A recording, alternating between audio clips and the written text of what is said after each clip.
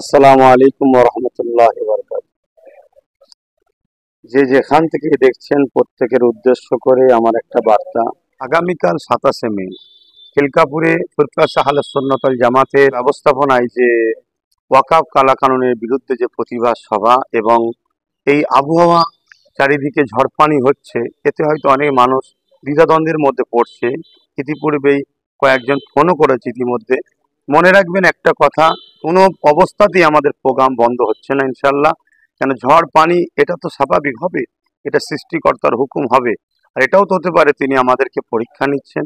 আর আমাদের আন্দোলন সংবিধান বাঁচানো এবং ইসলাম ধর্মের ঐতিহ্য মসজিদ মাদ্রাসা কবরস্থান খানকা যেটা ওয়াকফ সম্পদ, এটাকে বাঁচাবার লড়াইয়েতে এই সামান্য ঝড় পানিকে দেখে আমাদের পিছিয়ে গেলে বা ঘরে বসে গেলে এটা আমাদের চলবে না। তাই ইনশাল্লাহ কোনোভাবেই আমাদের এই প্রোগ্রাম বন্ধ হচ্ছে না। যাই হোক, ঝড় হোক, পানি হোক, তুফান হোক, ইতিপূর্বে আমরা বহুত প্রোগ্রাম ভিজে ভিজে কাদাতে করেছি। আগামীকাল ওয়াকফ কালা কানুনের বিরুদ্ধে আমাদের এই প্রতিবাদ সভা অবশ্যই হবে ইনশাল্লাহ। কোনোভাবেই আমরা এই প্রতিবাদ সভাকে বন্ধ করে দিয়ে, বানচাল করে দিয়ে, আবহাওয়ার দোহাই দিয়ে পিছিয়ে থাকবো, এটা ইমানদার হিসাবে আমাদের ঠিক কাম্য হবে না।